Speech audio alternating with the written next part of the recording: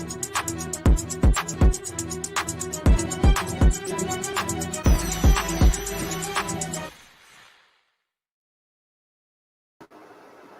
what's going on, everybody? What It's your up, family. Joe? What's going on, man? What's What's happening? happening? What's happening, man? You know, got the shirt look like make the shirt crisp. Yeah, it's in there. The Yeah, crisp. yeah, yeah. You looking real clean up, brother. The shirt crisp. Yep. Make sure I got it in the camera. Yep, there it is. There it is. Y'all know it's Thursday, man. What you got for us, man? I know I ain't hearing nothing. Oh, we ready? Yeah, we ready. We on, baby. We on.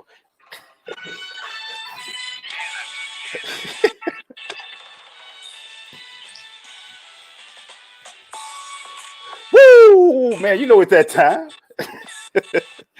It's that time. It's your boys. We here. E-Glaze. Maceo.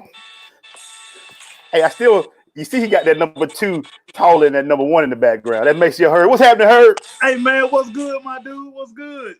Man, hey, they keep telling us ain't no sports going on, Maceo, but there's a lot of sports going on. I can't tell either, man, because it look like it crunk around here with the sports, man. With the sports. Got a great show for you guys. You know how we do it. We do topics all day today, but we got a great guest. Yoda himself. Somebody may be doing an apology. I don't know. He maybe be doing an apology, maybe not. I don't know. I'm just gonna let him, let us know if he gonna do it or not. But we so hello to everybody there. Hey, to my cousin Katina, how you doing? Welcome. Come on, man. Give me your comments. Share this show because we're gonna do it like we do it. Make sure you want to start this thing off, man. What you got for us today, bro? So we got to start with this NASCAR. They had the findings. I'm a little disappointed. Well, I'm not. No, let me take it back. I'm not disappointed. I'm disappointed in the reaction of everybody across just the landscape of sports. NASCAR released the picture today. Listen, I don't know what history classes or what y'all been doing out here in the world, but I know what a noose looked like. Yeah. And that show looked like a noose. And I mean, I think we all have a garage. I think we all have like garage pools. Never seen a garage pool look like that, my dog. Never. It's funny. They are trying to say, man, is he going to be Jussie Smollett? They are trying to make this like it's a Bubba problem. But like you said, you know how long it takes to do a rope into a noose? You know how long it take to do that? And okay. Big fact. So they're going to say, I got some people, well, it's been there for years, guys. Okay. But if it's been there for years, why are you going to place the only black driver in that garage? And if you look at the other ropes, Maceo, none of them ain't really tied. They just string. You can just pull them. None of them are tied that way, my dude. None of them. So I get what y'all trying to say. Well, they just trying to make. And let's also say this: NASCAR first reported this, and NASCAR released the picture, guys. Right. So this wasn't Bubba. This was NASCAR who did this. Right. They reached out to the FBI. Right. They called the FBI, Mace. Yeah. So while y'all are trying to tell us that, it might not have been an FBI, boy, I ain't never seen y'all wrap up a case that fast. But anyway, y'all wrapped it up and now y'all moved on to the next thing. But y'all ain't finna put this on Bubba. Bubba was just reacting to what he was told. And he took, and NASCAR took the lead because of these sensitive times. So y'all get mad all you want to, but a noose is a noose is a noose is a noose. And you know what else, Glaze? People act like it was Bubba who dropped this. Like, Bubba didn't go in the garage. That's not his job to go into the garage. That's his crew, somebody on his crew. And then that's NASCAR who, listen, they just reported it was NASCAR that jumped out there and basically was like, we're not going to have this. It's not this, not. Listen, NASCAR did that. Right. And in these times that we're in, listen, I mean, come on, like, to compare Bubba to Jussie Smollett, like, again, this shows you where we are in the country when we talk about, racial issues. Listen, it's not going away. It's not going away. And I'm sure this won't be the last thing we see at a NASCAR event that's going to make us say, I wonder where they got that from. Hey, our man is in the green room, but we got one more topic before we get that sure before we bring on Mr. Phillips.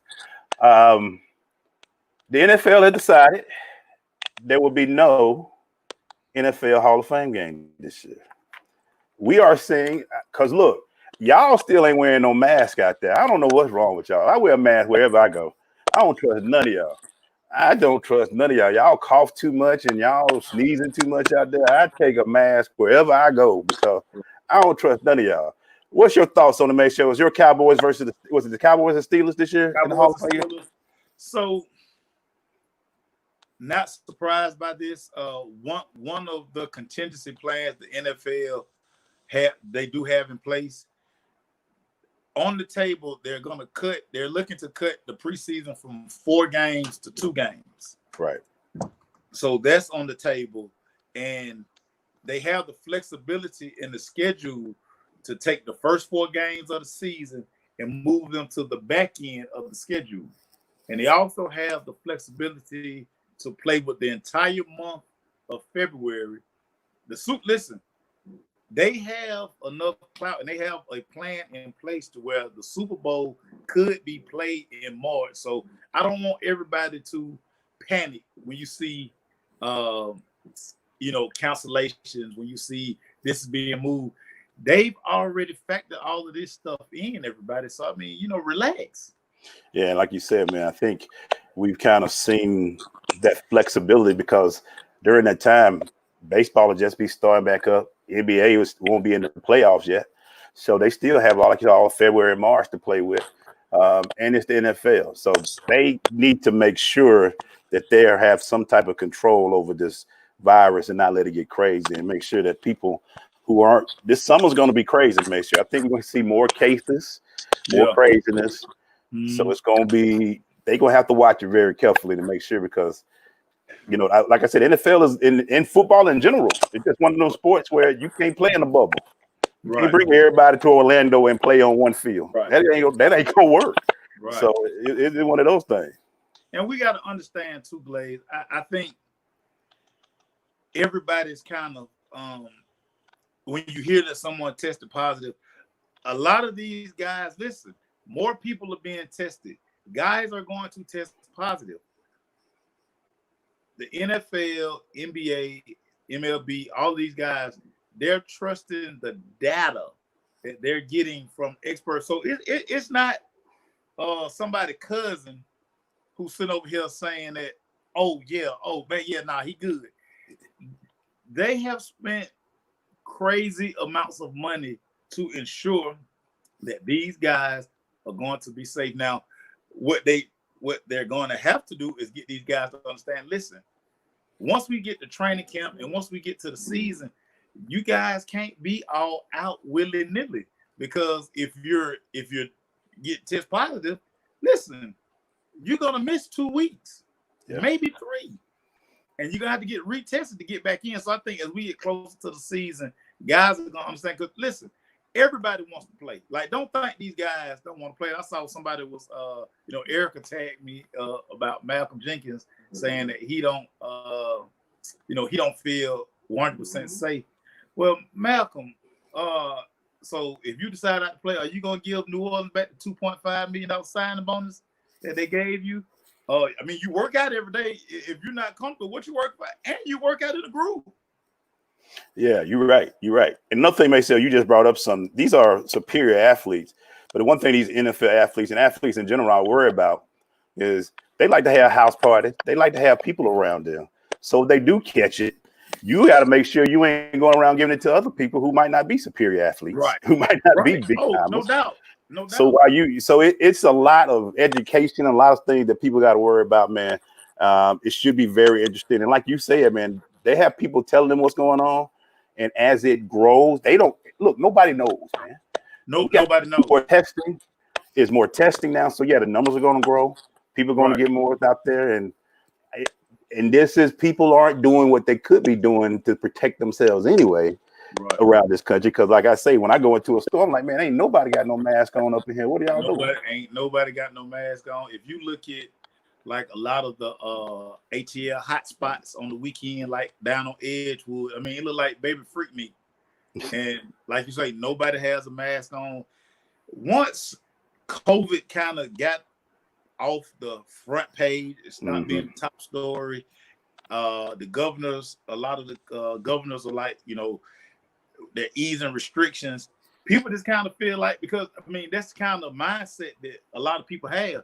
Oh, they're not talking about it no more. So hey, but these NFL guys, these owners, first of all, the owners, not trying to give back no money. They're not trying to not put anything in their pocket.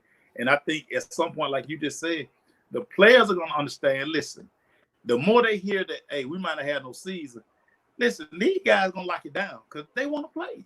Yeah. And look, a lot of these guys ain't the greatest of financial savers or anything like that either. So they need to make that check. They're going to need that check.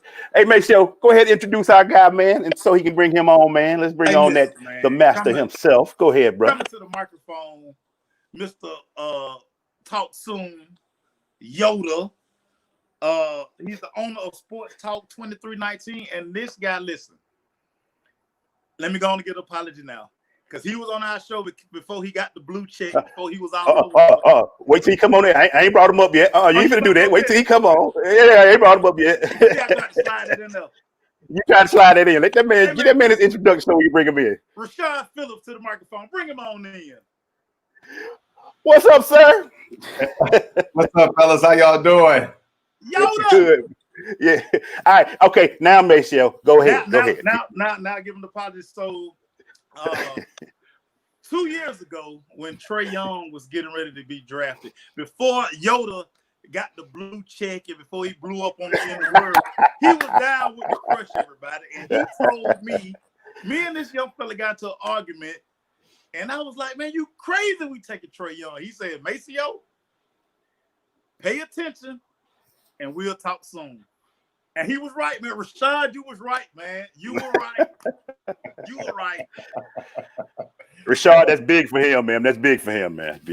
I know. I can see the pain in his eyes as he narrated that story. But hey, Mace, I really appreciate you, brother. Man, you dope, dude. You dope. At that time, just allowing me to be on your platform at that time.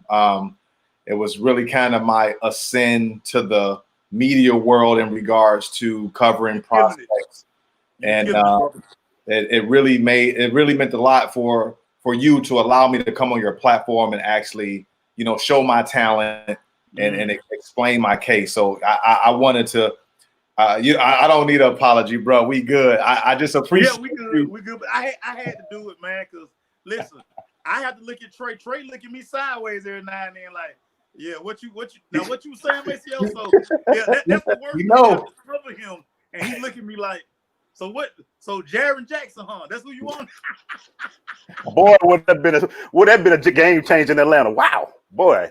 So but Rashad, talk about that. Let me apologize too. I wasn't on the show that day, and I missed you. I was mad. Maceo laughed at me. He laughed. Blaze, you missed it. I was like, I know. But talk about what that young man did for the city of Atlanta. From what you see, we go crazy around here for our young fella Trey Young. What has he done in your eyes for the city of Atlanta?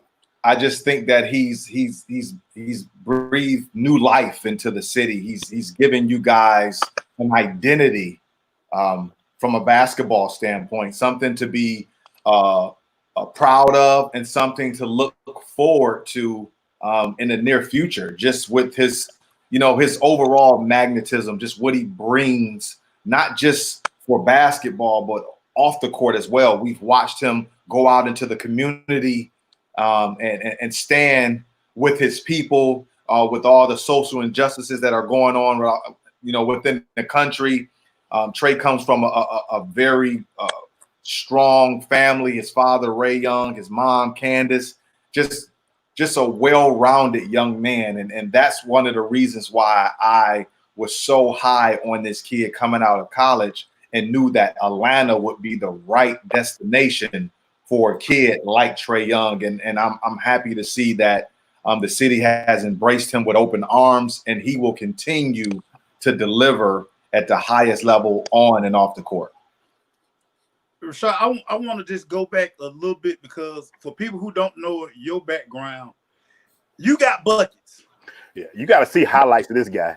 You got big buckets with the cornrows, and one of the things I love that you've been doing since The Last Dance came out, you've been going to the defense of one Isaiah Thomas. Listen, as much of a Jordan fan as I am, I never would discredit Isaiah Thomas being the second best point guard behind Magic. Talk about that campaign and you really trying to get people to remember, listen, Isaiah did major work out here in these streets. Ooh. Yeah, I just, growing up in Detroit, I was the little kid. Isaiah Thomas was my Trey Young. Right. You look at these little kids in Atlanta that's with Trey Young jerseys on and mimicking his moves. Isaiah Thomas was my Trey Young. So for me to watch Michael Jordan, who is, in my opinion, the greatest basketball player ever. I'm a Michael Jordan guy too. Right. But for me, I didn't feel like it was doing Isaiah any justice the way that he's been painted, not just in The Last Dance, but I've been able to just look at Isaiah Thomas and the way that his story has been told over the last 10 to 15 years, and they're leaving a lot of stuff out of this man's legacy. And right. I just don't think it's right. I didn't have an agenda going in. I was just using my platform to speak on one of my childhood heroes, which was Isaiah Thomas. And I've been fortunate enough to have an exclusive documentary interview coming out with Isaiah in a couple of weeks. Awesome. He reached out to me. Awesome. He's a mentor to me. We speak on the phone all the time. And I just wanted to tell his story, and not just Isaiah Thomas, but I think a lot of guys, Dominique Wilkins, Clyde Drexler, like Reggie Miller, all of these great old generational players are being left out of the New Testament. Right. And I have a platform where I wanted to enlighten people that, before the Kyrie Irvings and the Trey Youngs and the Steph Currys, there was an Isaiah Thomas. Isaiah Thomas DNA lives in all of us. Yep, thanks. Absolutely. And let's talk about that, Rashad, because I have been able to see your love for – you were one guy we always talk about loving the sport. You love the sport of basketball. And we've seen it when I seen you when you play, to where you now are going from show to show and giving them that Yoda love and being all over the place. How can you describe these last 2 years of going where you wanted people to hear you, to where now every time I look at somebody like, hey, can I get him on the show? You every show, every place, you better get him on the show because he know what he's talking about. Talk about these last 2 years, man. I mean, it's been truly a blessing in disguise for me, because I was just one of those kids that just genuinely, I was born for the sport. Like my father started out in 1979, his own basketball community center. I was born in 78. So I was literally born into the sport. And, I happened to, become a pretty decent player, but the love that I've developed over the years has been able to grow. In these last 2 years, like I just got fed up with some of the stories that were being told by some of the platforms. Just to be completely transparent and honest, is that there was a lot of stuff being left out of sports, and I just wanted to fill that void. Right. There may be somebody telling a certain story, but they leave out 35% of the story. So I'm like, well, let me fill that 35% in. Right. And just the amount of love that I've received from, the higher ups, the draft picks, the parents, the NBA personnel, it's really a collective effort for the people that I've surrounded myself with, and kind of building my own conglomerate. And it's all built on love. Like, I just love the sport. I don't really like to talk bad on any prospect or person. I just like to inform people. Right. So it's been a fantastic journey. It's just been a blessing to have an outer body experience and just watch this unfold. And I couldn't be more excited to continue to watch. Hopefully my words continue to come true like Trey Young. Hey, Mace, let me follow up, Mace, with this real quick. How important is it, though, for our voices, African-American black men and black media, to tell these stories? Because that other 35% is because they don't know the whole story, or they don't want to tell the whole story. How important is it for our voice, especially in these times, to tell the story the way it should be told by our voices? That's a fantastic question, and I'm glad you asked that. Again, when you look at a lot of the major platforms, there's an agenda that's being carried out, and we understand it from a sponsorship standpoint, a rating standpoint, but there's also room in the media for truth tellers. Yes. There's room for truth tellers. And it's guys like us, African American guys that have grown up, have grew up to love the sport, who's played the sport, who's been close to people who played the sport. There's room for guys like us to tell the story. We got to get to the point as a country where these national big soapboxes are giving guys like us an opportunity to fill a void that's missing in the media world. There's a void missing. And there's shows like my show, your show. There's a host of us out there that can fill that void. There's being 70% of stories being told. There's 30% of it being left out. And what you're doing is that you're creating a vicious cycle, because you're trying to feed a bunch of people that rely on your knowledge, but you're not giving them all the knowledge. Right. So you're leaving it out. So guys like us that are filling in a 35%, we look like we're crazy. Right. They swear I'm crazy. They swear I'm crazy. Hey, I've been called crazy so many times, I'd start answering to it. Crazy. I'd be like, me? Huh? Me? Yeah, okay. I got it. Rashad, what's dope about this, and I tell this story all the time. The first time that you were on Colin Cowherd, and to see you walk to the stage, and you sit in the chair, got the microphone, and I was sitting there like, look, that's my guy. He has arrived. And what was beautiful about your first appearance on there, the perspective that you was given, like it wasn't the same thing that you get from every guy who comes on there. It's like you were given like those little nuggets, and like you just say, because you love the game. Yeah. You were given like those pieces that 35% you're talking about. Yeah. That you wouldn't get from the main guy. Yeah.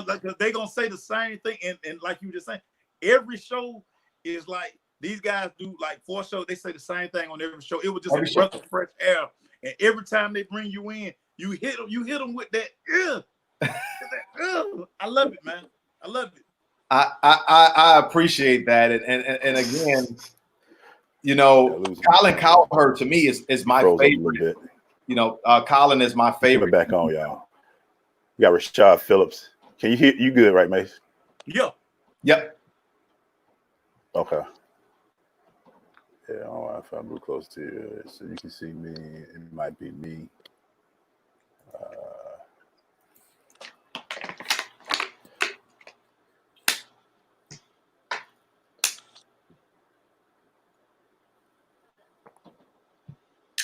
Can you hear Mace? Yeah. Can you hear him, Rashad? I hear Rashad. Yeah. I hear everything.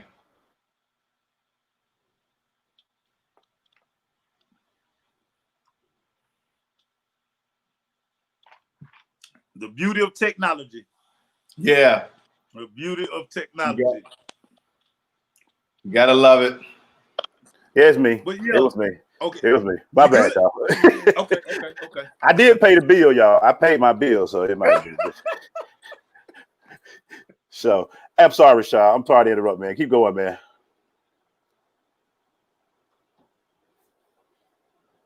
So make sure you're the only one that can hear everybody. Yeah, I can hear. I can hear everything. Okay, yeah. Rashad, go ahead, man. I'm sorry. I apologize for that, man. But like, make sure you had keep going with the question, make sure. No. So my question, because we talked about your 35%.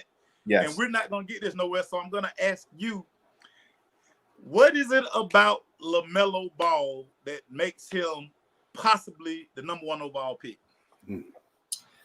Well, you look at it in football terms, guys. Let's go football terms so we can capture that. You look at superstar quarterbacks, right? When you look at NFL draft, you look at superstar quarterbacks, and what does every team look for in the draft? The it factor. The it factor, the superstar quarterback. Let's just look at the history of the NFL draft. The Baker Mayfield went number 1. I mean, you look at the draft. They took the kid from LSU. What's the kid from LSU? The quarterback. Burrow. Joe Burrow. Joey Burrow, number 1. Teams are looking for superstar quarterbacks. So anytime that you can get a superstar quarterback, you draft him, and that's what LaMelo Ball is. He's a superstar quarterback. Here's a kid that is kind of built to lead. He's built to play under the bright lights. He has a brother already in the NBA, so he kind of has a insight on how the NBA workings are. And my college teammate Jermaine Jackson is his manager, who was a fantastic player, who has groomed Melo for the last 4 years. Melo has been groomed for this since high school. His father groomed him for this. There's something about players with parents that groom them for the moment. Right. There's something about that.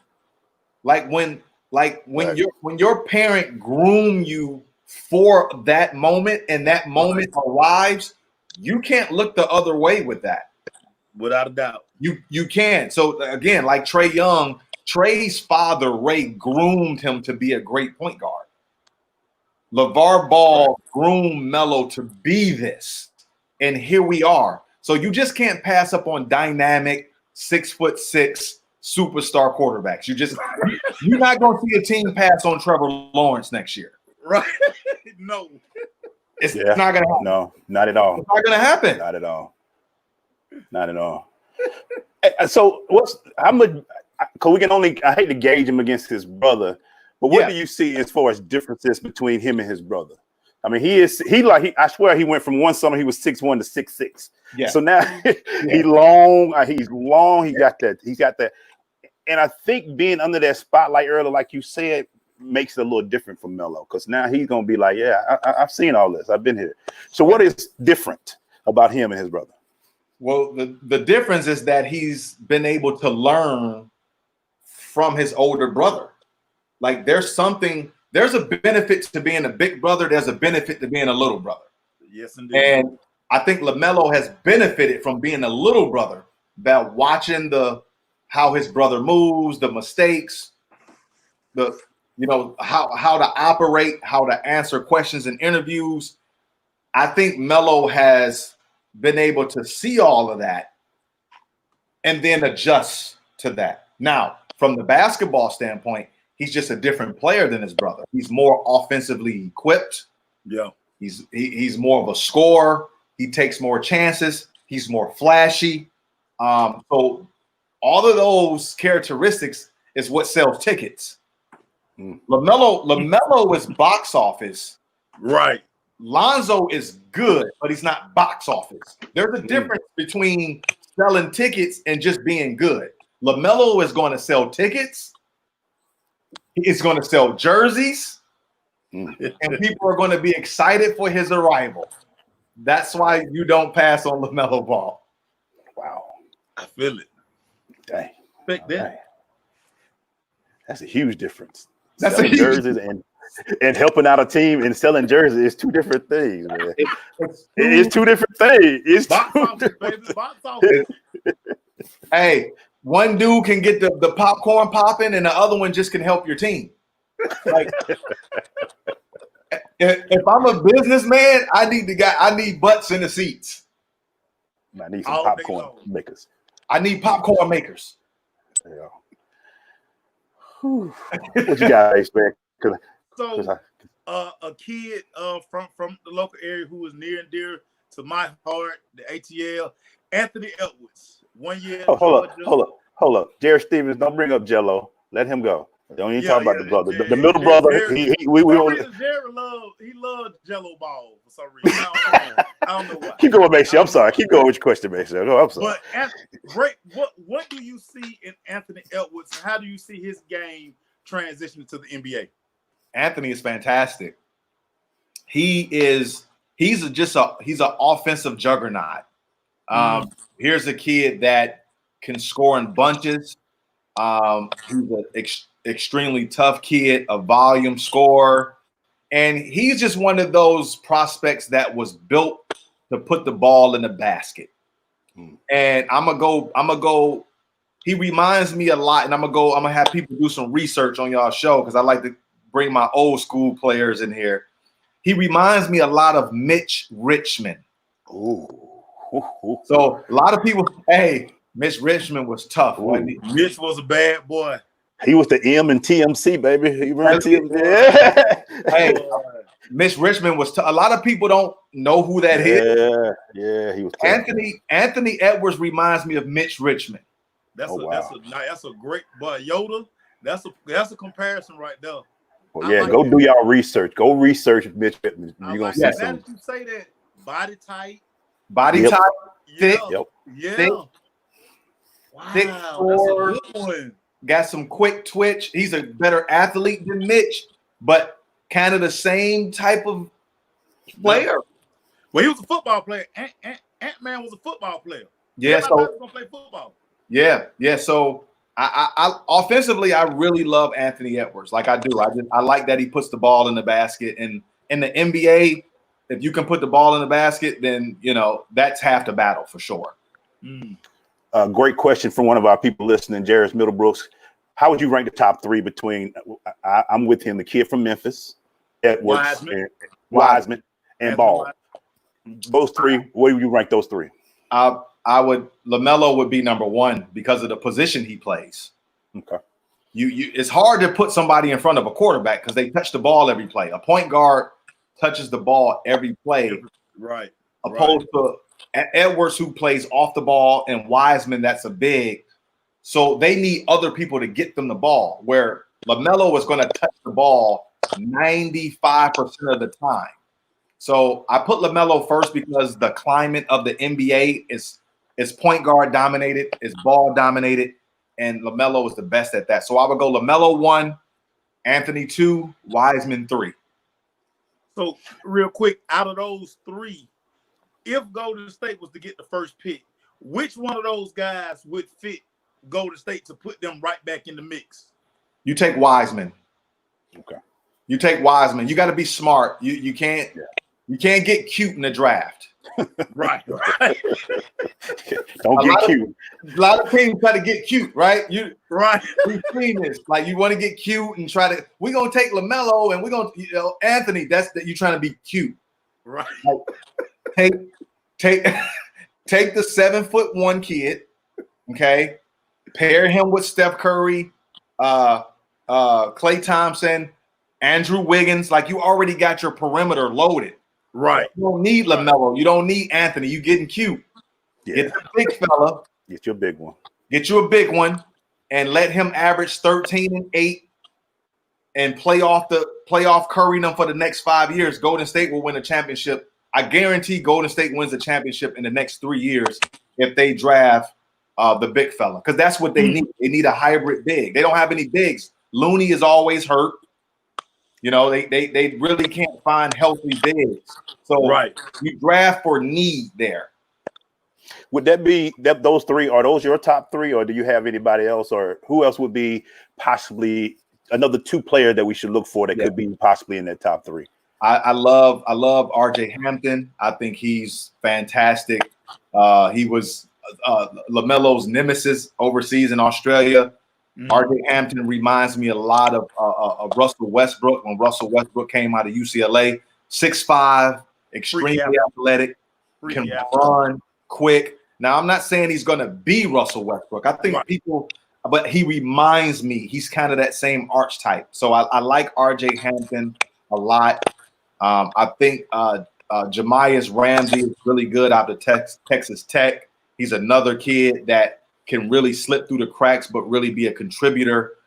There's a lot of good hidden jewels in this draft. It's not a huge superstar draft, but it's a lot of rookies that can fill needs in this draft. So this year, you got to do your due diligence, do your homework, and not try to get cute. That's my motto this year in this draft. Don't get cute. So let me ask you this, Rashad, because what we're seeing now, top high school guys, they don't want to go to class. They don't want to go on campus for a semester. This thing with going to the G League before going to the NBA. Yeah. You like that? How do you see this shaking out? Will the NBA and college finally get on board and say, listen, if you're good enough, you can go straight to the NBA? I think eventually they'll get to the point where they'll allow the kids to skip. But let's look at it in numbers. Like when we do math, college is not going to lose out on anything. So we can we can stop that narrative. Okay. Like college won't lose $1. So let's get rid of that. They're not going to lose anything. We know this. So college is going to be okay. And when you look at the percentages, there's only 3 to 4 kids that are really ready every year anyway. Yes. College still houses 4,500 basketball players. So we're only talking about 4 kids that really can make that jump. So nothing's really broken here. But, it makes for good conversation to say, oh, this is that, or that's going to be. There's only one Amani Bates. Yeah. There's, it's not 200 Amani Bates walking out there. Right? Now, if we had that, then we have a problem. Right. It's only one Amani Bates. Right. So when you look at the math of it, guys, let's just relax. The kids that's supposed to make the NBA early will make the NBA early, and the kids that can't won't. I say that all the time. Yoda. I say it all the time. In the famous words of a lot of people, facts. Just facts. Facts, no printer. So let me ask you this: your thoughts on the way the NBA is trying to handle this current situation? Are they trying too hard? They thinking with the bubble. They're talking about extending the play up until September and then doing the draft, all that. Do you think they're trying too hard to make this season happen? And we can, and what are your thoughts on it? And if you were to say, I replace Adam Silver, what would your plans be for this current season? I think the NBA is just trying to cater to their crowd. They're trying to do everything in their power to salvage something that's already disassembled. It's you got the NBA has so many fans. And they're trying to cater to them, but there's just so much going on. I really, personally, I don't think it's a good idea. I don't. I just think that I would cancel the season and start back in December. That would be what I would try to do. And in December, you play a 60-game season. And that still will take you to June. And then next year, then you get to start back over and start in October like regular. That's what I would do. I understand that they have the collective bargaining agreement that's kind of in the way of that. Mm-hmm. So I do get that guys will lose money and all those bells and whistles. But just from a humanitarian standpoint, I think that they should cancel the season. Guys are still coming up testing positive for the virus. There really isn't a bubble. It's funny that they keep using bubble. It's not going to be a bubble. It sounds good. You are not about to get 200 professional millionaires to sit in a hotel room. Ain't gonna happen. It's not happening. I mean, it's not happening. Not in Florida. No. No. Y'all might well throw them out in the ocean because it's over. What's going on? You gonna put them in Florida? If you crazy? Now, this is what they should have did. Put the bubble in North Dakota.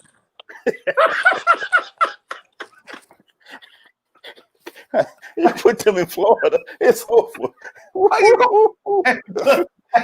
How you gonna put these dudes in Florida? Like the sun blazing. There's beauty everywhere. Everywhere. Hey, put them in North Dakota. That's one of the reasons why when they kept saying Vegas, I was like, listen, y'all, it's no way they gonna put them guys in Vegas. Really? No. Stop. Well, everything in Florida is about a 4-hour trip away. Boy, all coast. Less than that for them millionaires, because they got private. They gonna G5 it. They listen, an hour flight. They on South Beach Every day. Every guy they play. That bubble gonna burst in 2 days. hey, and somebody got to keep it real out here. See, this is the 35% that's not being talked about on TV. That's exactly. And you think COVID-19 be bad? Oh my God, brother, be passing that thing everywhere they go. It's not a COVID-19 thing, people. And see, this the point I was making for everybody too. Because we're around, we know how these guys live. If y'all think the group is, y'all done already told everybody what hotels they in. So if y'all don't think it's gonna be a parade outside these hotels, right? And these dudes gonna risk it all. This is what they do. These are they testing positive. They not social distancing. No, they out here getting it. And these are the young NBA players that are not married with families.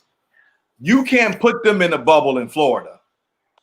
I'm telling you, because it's not like you said, it's not even the players, it's the people that are attracted to the players.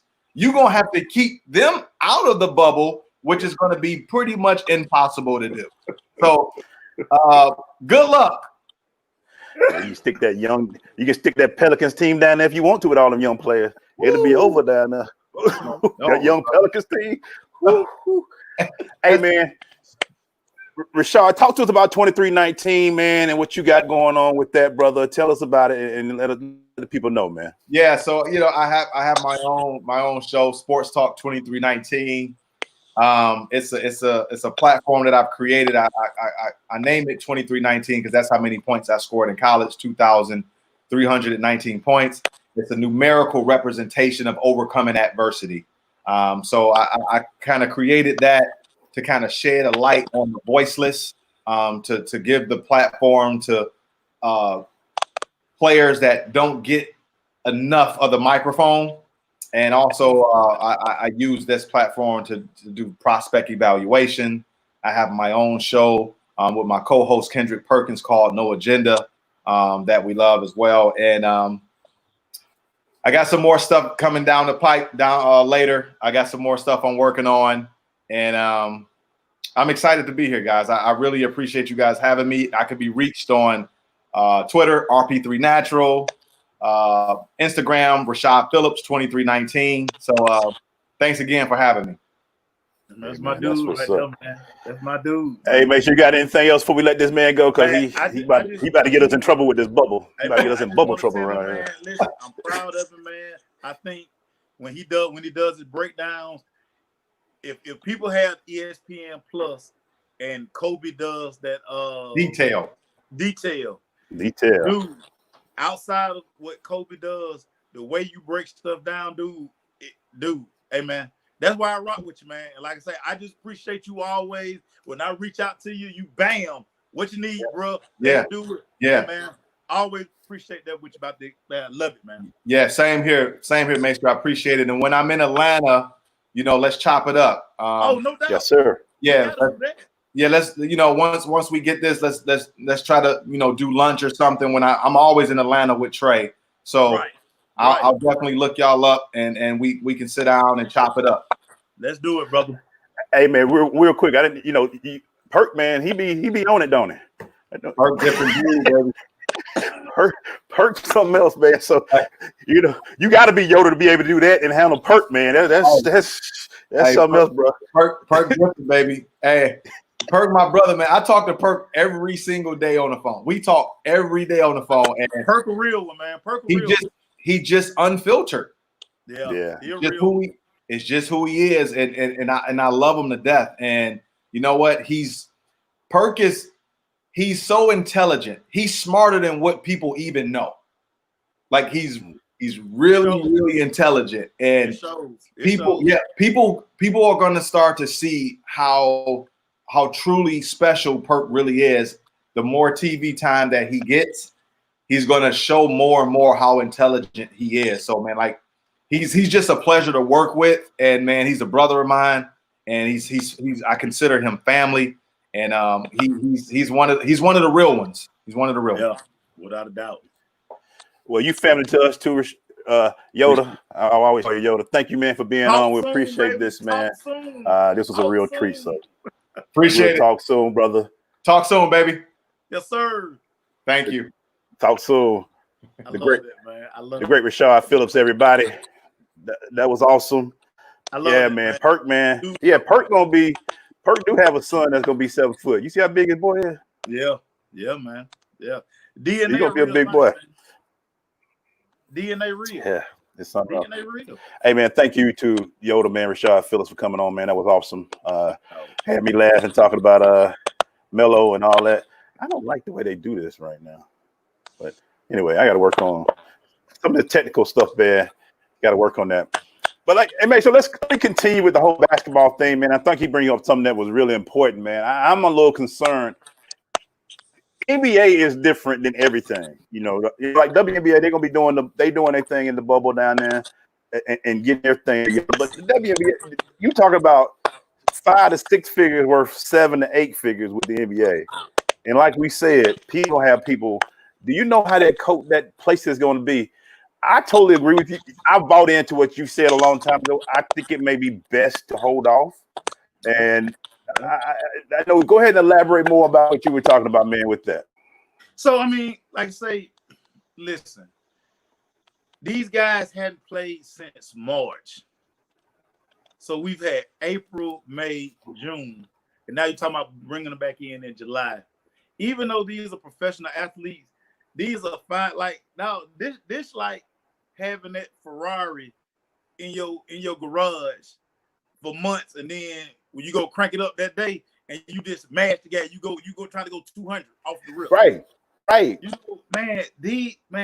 These guys, they're just not gonna be ready, and the quality of play is not gonna be good. Think about the shooters who hadn't, like, even though they're probably putting up shots or whatever, game situations, they this not gonna be in tune. And it's almost like, from a money perspective, we know why they're coming back. They owe the TV partners those games. Yeah. So owners are not writing checks back to these people because they done cashed them. They've done some with their money already. So this is why we're getting the game back. And I mean, listen, I think it's gonna be bad. I think it's gonna be a bad product. I mean, no fans. These guys, how motivated are these guys gonna be? Part of their persona and mystique is getting juiced by the crowd. Yep. And no, we're gonna hear everything they calling. It's just gonna be a bad look, man. Yeah, and it's definitely a money thing. I think also, Maceo, you really have to be concerned for veterans 9+ years or over, 9+ years. Yeah. They take time to get ready. Everybody ain't superstar athlete that can just go out there and ball, man. It's like that old lawnmower. The old lawnmower, you had it choke. Yeah, you gotta keep pushing the choke. These new ones, just one push. Christian Budney ready to go. They can bounce back. You gotta choke that thing a few times. And yes, Coach Banks' money. The money is the motive. We know that. Yep. We know that. Hey man, what else you got, man? What else you want to talk about? Well, I gotta, of course, I gotta talk about the national pastime. Rob Manfred just you talking about old pastime? Okay, go ahead. Yeah. He just bird dogged everybody, which he should have did in March. He let this thing go on. He's like, listen, 60 games. Now all of a sudden everybody agreed to do it. Again, a product that's probably not going to be good because they're going to try to play 60 games in 50 days, man. If I'm a big money pitcher dude, I'm not with this, man. Like, no, I'm throwing 2 innings, and you better go get that middle reliever in here, dude. Crazy. Baseball is really on the teeter of having the world look at it like this is a terrible sport. This could be a terrible season for baseball all the way around if they don't do some things right. And like you say, if the pitchers ain't pitching right, and let's be real, over the past few years, pitchers go out quick with these Tommy John surgeries and these shoulder injuries and elbow injuries and all of that thing. They're gonna blow their arms out, dog. They're gonna blow their arms out. It could be a hitting year again. It could make the games longer, but let me just say this. I can go to a baseball game. I know you can, and watch it no matter what. But a lot of people need that fan crowd to be able to get that going in baseball because that 9 innings, I know I got family members like it's just a long sport. Baseball really needs to be careful because this time, and we've talked about this before, how will you look at the end of this pandemic and at the end of this whole racial problems in the country? Baseball don't have a lot of black players. So while everybody else is focused on Black Lives Matter and what's going on, baseball don't have that many players to look at. You know what I'm saying? To be able to do that. So it's going to be very interesting how this goes. And if this shoving 60 games in 50 days will make the game better or worse. Because the season should go up until regular October, which will be the World Series. But again, baseball has to be very careful how they handle this, Maceo. And Manfred, this could be a quick commissionership if you don't get this thing right. If you don't get some things right. Because that whole 100%, we definitely gonna be there, and then the next day, like, don't look too good.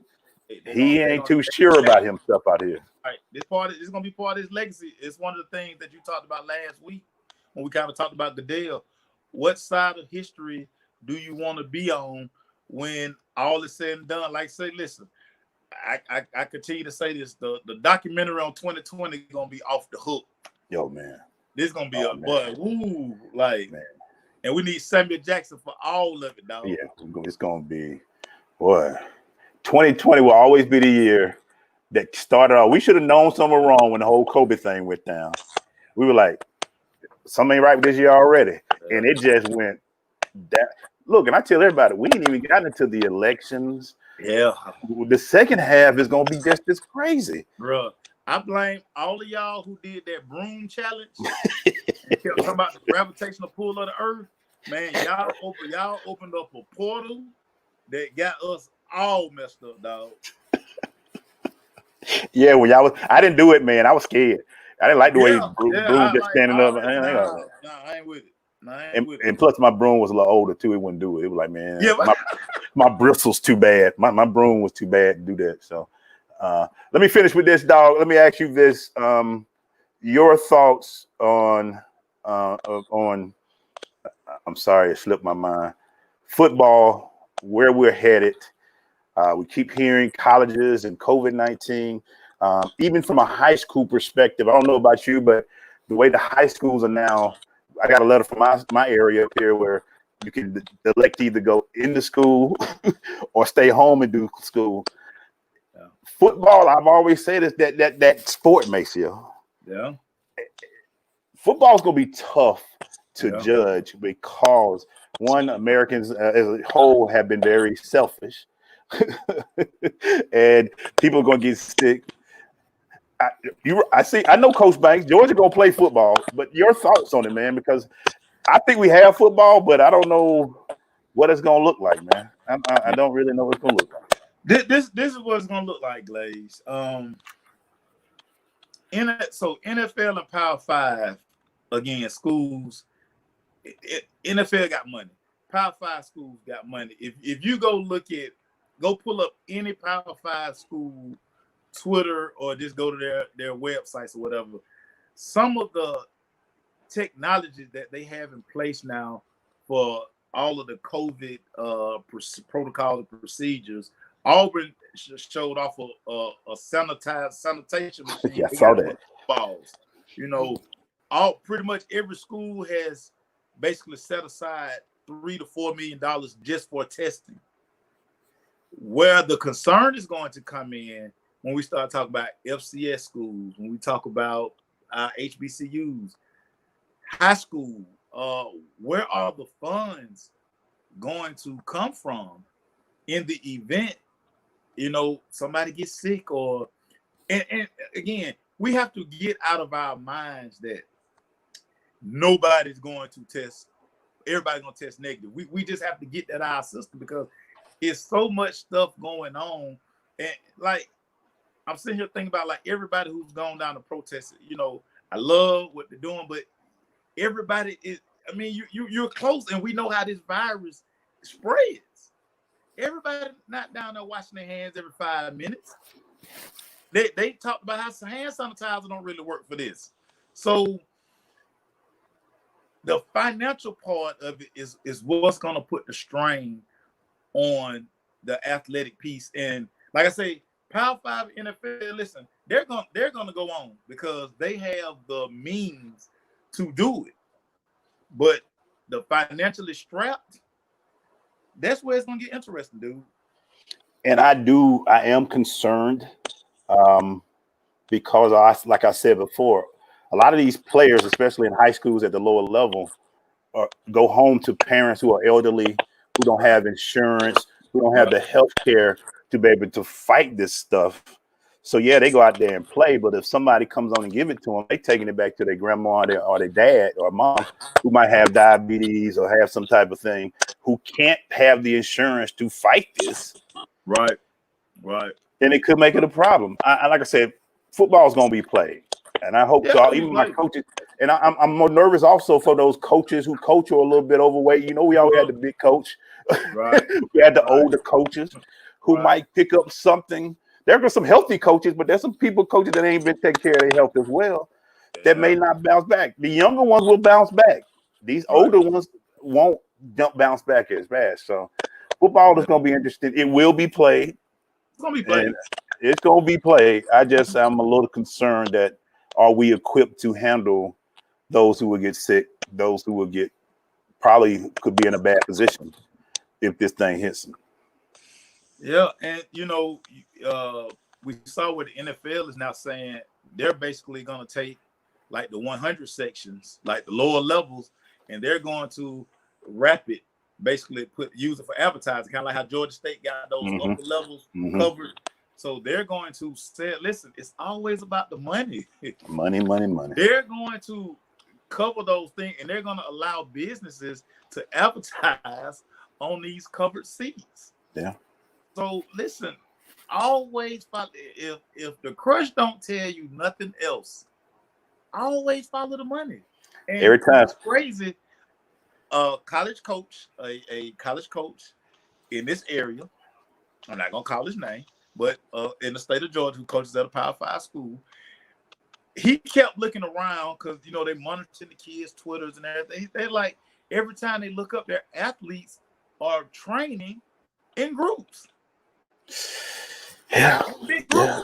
So why not listen? If they're working out and they're training, listen, send them back to us because we have the finances, we have the means, we have the science, we have the protocols. They working out. Might as well let them work out with their team because they with Joe Blow and I don't know what they do when they leave. But if I don't know what they do. I can take care of them. Exactly. Coach Banks, you keep running, man, because we need you well, Coach Banks. We don't need those problems, man. We don't need those problems. Coach Banks running because he's trying to get his cell. He gonna be so petty this year. He got new celebrations and dances. He gonna be running up the sideline doing that. He ain't sleep. And he probably bought about 4. He probably got about 6, 7 new bow ties too. So we gotta check those out when you get it going. Hey, dog, man. Thanks again, man. Anybody want to shout out anything before we leave today, man? Always, man. Hey, everybody who rock out with the Crush, man. We always appreciate y'all, man. Listen, we do it for y'all, man. We couldn't do it without y'all, man. So yeah. Shout out to Yakiri this week for bringing us on, man. Dopeness. Thanks for having us on this week. Also, shout out to Yoda, man. Rashad. I'm glad I missed the first time. I wasn't missing this one. Hey, man, that dude, and y'all know, listen, I don't like with everybody, but listen, when you're right, you're right. Now, when you're right, I'm gonna tell you you're right. Because usually I'm always right. Because you were right. I remember when he first came up, man, I'm gonna get this dude. I said, all right, make sure I ain't gonna be there. Glaze, I got this dude. I'm gonna get this dude. He was so right about Trey Young, boy. He was right. Listen, and I'm glad he was right because I'm around here hollering, man, we need Jaren Jackson. What the hell do I know? Oh, and on that note, we will leave Maceo alone. I'm so We'd have had Jared Jackson and Teague. That's what we'd have had, Maceo. We'd have had Jared Jackson and Teague at point guard. And Schroeder would have still been here. Schroeder, that's what it be. I forgot about Schroeder with his Kwame hairstyle. Yeah. You'd have ruined the franchise, Maceo. Thanks a lot, man. All right, man. For the boys, follow us. You can see the replay the shows on our YouTube, our Facebook. They'll be out there. If you missed it, tell your people, man. Check us out. You can see us, man. Crush. I was so wrong. Jerry, we can't break down Yellow, man. Jello is. We don't even know where Jello is. Where is he? Where is Jello? Jello is the concierge for Melo and the little brother. That's what he do. He the one that get Lonzo and Melo. He they concierge. Listen, they done signed with Rock Nation. They put him on the poster. What else? No, they making him still. He still got to wear the BBBs. He can't wear Rock Nation. He got to wear the BBBs. Jello got to work out. The Lakers brought him in. I think somebody else worked him out. Listen, he couldn't knock down them shots. Yeah. He didn't get the growth spurt. The other two got. He didn't get the growth spurt. Clearly, he got mama jeans. You know what I'm saying? Sometimes, I mean, it happened. He walking in the house like, hey, that's a bitch. Hey, he looking around. Melo, like he was taller than Melo. For the majority of Melo's life, Melo go off 1 year and come back.